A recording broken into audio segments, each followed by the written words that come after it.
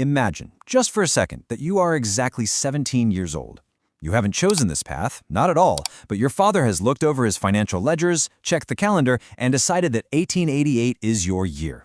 Ready or not, for the next 4 months, you are about to endure the absolute ultimate social gauntlet. Welcome to the 1888 London season. So, here's the real question. Would you survive the most ruthless trap in British history? Because I really need you to forget all those romantic fairy tales you've seen in movies or read in novels. Seriously, wipe them from your mind. Look, this theater, it doesn't come cheap. Your father is shelling out between £500 and £1,000 in 1888 money. To put that into perspective for us today, that translates to a staggering £140,000. No way, right? And the crazy part is, that figure is literally just the entry fee. That buys your dresses, your dancing masters, your coaches, and the rent on a massive London townhouse for 4 months, just so you aren't stuck out in the country. Let's be crystal clear here. Your father is making a highly calculated investment, and he absolutely expects a solid return on his money. Now, what about the prep? Well, 6 months before the season even officially... The absolute peak, the Everest of this physical boot camp is the curtsy. Now, the Victorian full court curtsy is not some gentle, polite little dip. Oh no, it is a strictly controlled collapse. You've got to descend until your back knee is hovering mere inches from the floor, all while keeping your spine perfectly straight and your chin totally level. Then, the hard part, you have to rise back up smoothly without grabbing onto absolutely anything for support. You practice this athletic feat over and over and over again until your knees literally bruise. And why? Because you're going to get exactly one attempt to do this in front of the Queen. No do-overs. Oh, and you'll be executing that brutal curtsy wearing a 15-pound uniform. On the morning of your presentation at court, you're up at 6 a.m. for a dressing process that takes 3 full hours. The whole foundation of this outfit is a steel-boned corset pulling your waist down to about 20 inches. And it has to be laced in careful stages so your body can actually adjust. If your maid laces it too fast, you faint. In fact, that happens so often that smelling salts were basically standard equipment. Then comes the mandatory 6-foot train attached right at your shoulders, and 3 white ostrich plumes wired into your hair. And get this, they have to sit at exactly 27 inches high. If they tilt even a fraction, the palace officials notice. What's truly staggering here is the sheer timeline of endurance required just to make it to the palace doors. Follow this with me for a second. You wake up at dawn, your carriage departs at 1 p.m., and then you wait. Because hundreds of other debutantes are arriving at the exact same time, the carriage queue can actually trap you for up to 7 hours. Just imagine it. You are sitting in a stationary carriage in a pristine white dress, locked inside a steel-boned corset, entirely unable to eat or really even drink. And because there are literally 300,000 horses roaming London at this time, the air seeping through your cracked windows smells intensely of cold smoke and raw horse manure. So, the crucial point is, after 6 agonizing months of bruising physical training, a £140,000 financial investment, a 3-hour dressing ordeal, and a 7-hour wait in a freezing, smelly carriage, the whole shebang comes down to exactly 30 seconds, half a minute.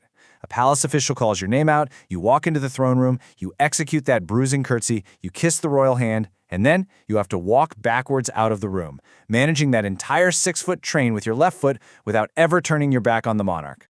The pressure was, quite frankly, off the charts, and the documented failures were completely public and absolutely brutal. Take the case of this one debutante from a Shropshire family back in 1886. She tripped on her train during the backwards walk and went down on one knee in front of the entire court. The gossip columns ran the story for 3 straight days. That single, incredibly public mistake in those 30 seconds effectively finished her season before she even got to attend her very first ball. And worse, it damaged her younger sister's marriage prospects for 2 whole years afterward.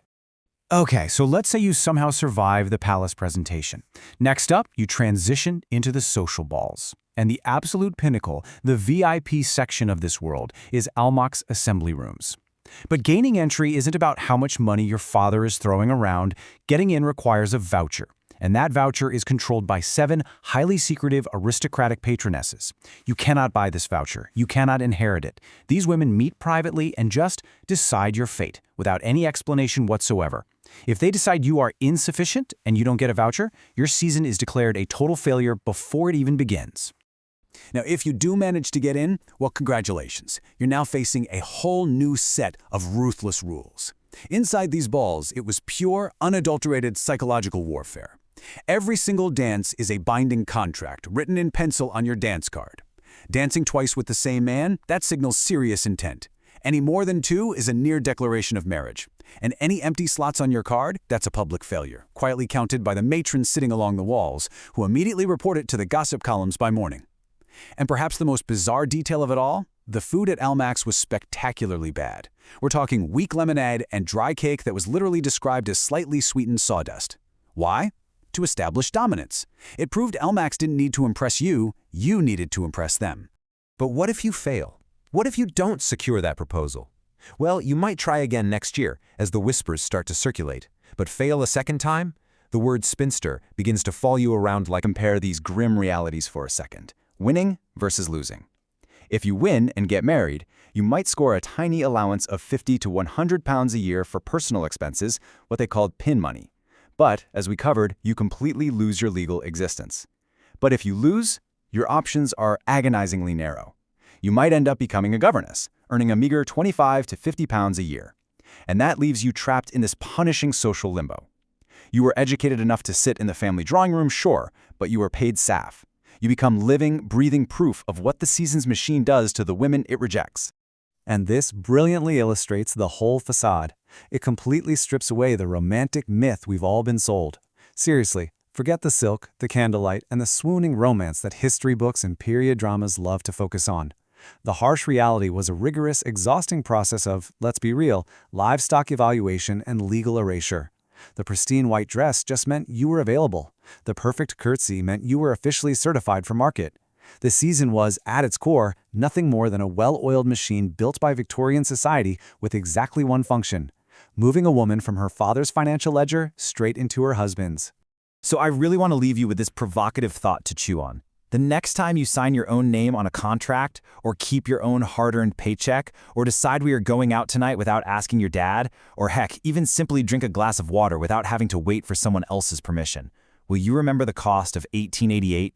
Will you remember the women who spent 6 agonizing months training, sat in a freezing carriage for 7 hours in a steel corset, and endured 2 months of relentless, brutal evaluation, all just to legally cease to exist? Keep that in mind. Thanks for joining me on this explainer, and I will catch you on the next one.